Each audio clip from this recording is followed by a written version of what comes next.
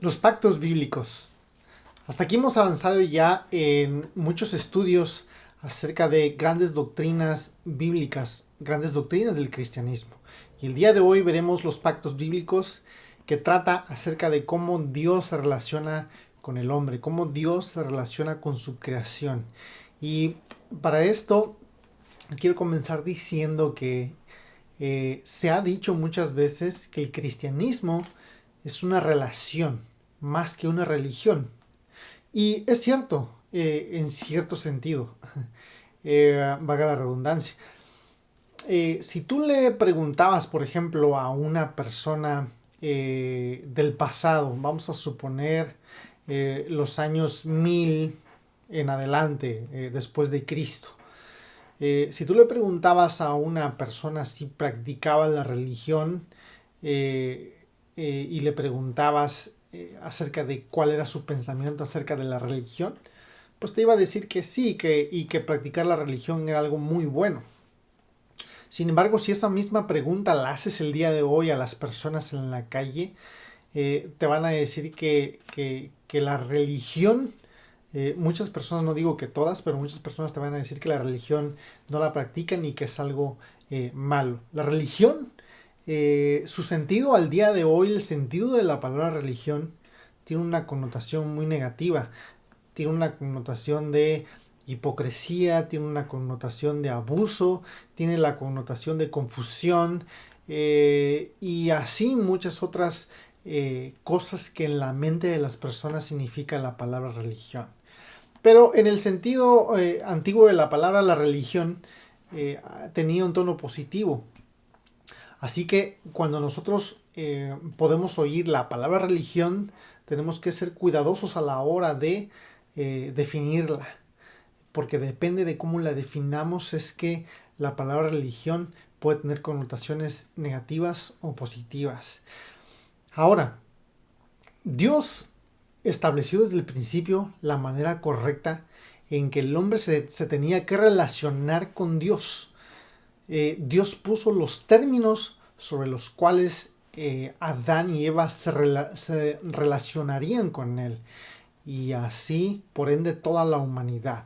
Pero el hombre falla, Adán falla, Eva falla, toda la humanidad falla, porque a veces hay la concepción de decir que Adán y Eva fallaron y ellos le regaron, ¿no?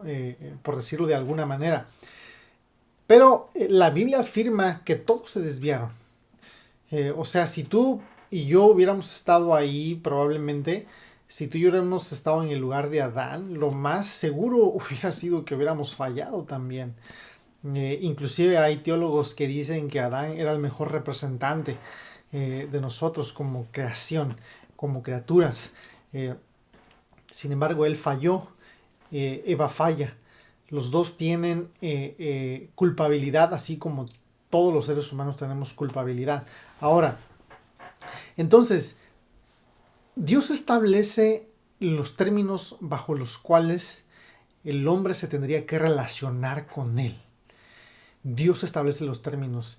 Y a esto se le llama pactos, los pactos bíblicos. El primer pacto que se ve en la Biblia entonces es el pacto que Dios hace con Adán. Aunque aquí hay diferentes puntos de vista, pero podemos decir que se ve de una manera, por lo menos de manera inferenciada, que Dios hace un pacto con Adán. Dios crea a Adán de un modo perfecto. Por ejemplo, Génesis en el capítulo 1, en el versículo 27, se nos dice que Dios crea al hombre conforme a su imagen y a su semejanza.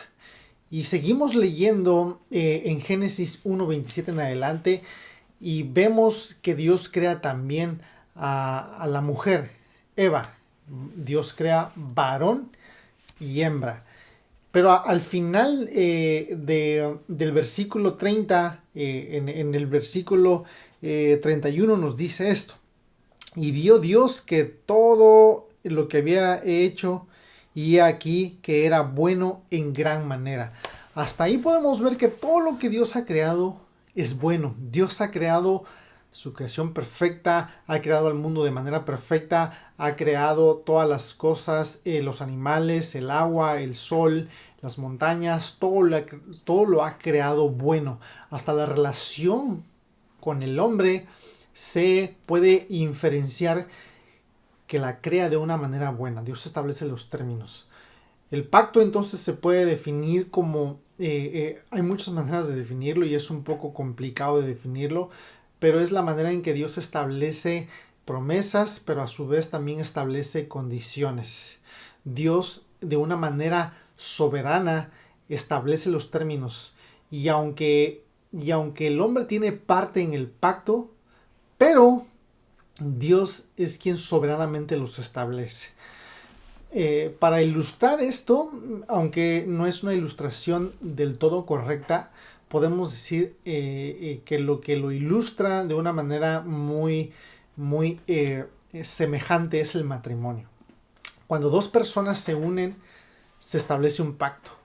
Firman un acuerdo de una manera legal. El gobierno reconoce legalmente esa unión, la sociedad reconoce legalmente esa unión. Y el matrimonio, una de las cosas que se espera del matrimonio es la fidelidad. La fidelidad entre dos personas. Sucede algo muy similar.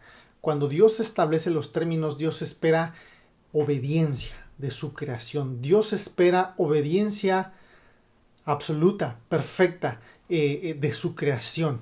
¿Y cómo podemos saber eso? Bueno, la Biblia no dice exactamente con estas palabras que Dios esperaba que su creación fuera perfecta, absolutamente buena, la obediencia del ser humano. Pero podemos inferir en el capítulo 2 de Génesis que Dios esperaba obediencia perfecta. ¿Por qué? Génesis capítulo 2 versículo 15 en adelante dice: Tomó pues Jehová Dios al hombre y lo puso en el huerto del Edén para que lo labrara y lo guardase. Y mandó Jehová Dios al hombre diciendo: De todo árbol del huerto podrás comer. Ahí están los términos de la relación entre Dios y el hombre. Dios le está dando los términos a Adán bajo los cuales se van a relacionar. Y dice entonces que Dios le permitía al hombre comer de todo árbol que estaba en el huerto del Edén, menos de uno. Mas del árbol de la ciencia del bien y del mal no comerás, porque el día que de él comieres, ciertamente morirás. Aquí vemos que hay una promesa de castigo. Si Adán no cumplía los términos del pacto, él iba a morir. Y de eso se puede inferir que Dios esperaba obediencia perfecta. Dios esperaba obediencia absoluta. Entonces, ¿qué sucede? En el momento en que el hombre falla en esa relación y es infiel en ese pacto, es cuando el pecado entra al mundo. Es cuando vemos que el mundo sufre un cataclismo. Entra el pecado y todo se corrompe. En el pasado, en el estudio pasado, si no mal recuerdo, expliqué un poquito acerca de esto. La creación sufre las consecuencias del pecado. Cambia la relación en un sentido de Dios con el hombre. Adán y Eva son expulsados del huerto del Edén para que no hubiera más consecuencias de la relación entre ellos. A este primer pacto entonces se le llamó el pacto de obras, donde Dios estableció los términos con Adán en el jardín del Edén. Le dijo Dios a Adán, tú vas a labrar el lugar donde vas a estar, vas a trabajarlo, vas a cosecharlo, vas a poder comer de todo árbol del bien, vas a poder comer de todo fruto, de todo árbol que tú ves, mas del árbol de la ciencia del bien y del mal, de ese no podrás comer.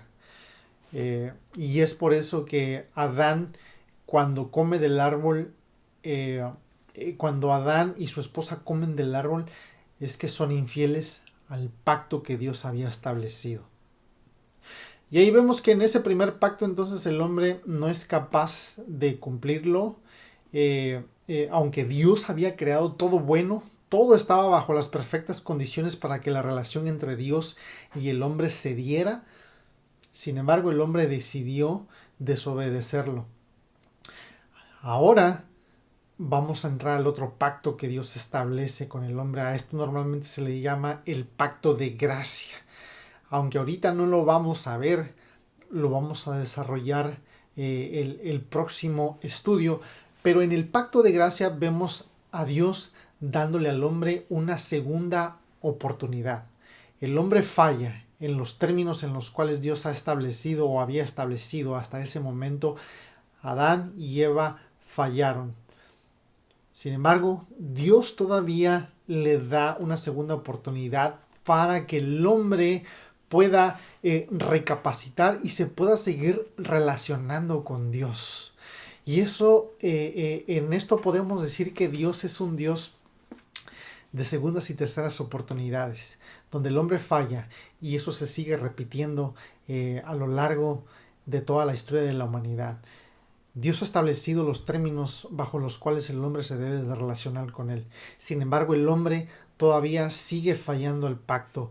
En toda la historia de la Biblia, en toda la historia de la humanidad, en toda la historia de Israel, se deja ver que el hombre con el cual Dios ha establecido un pacto falla no una vez, no dos veces, una, dos, tres, cuatro, cinco veces seguidas y así muchas veces.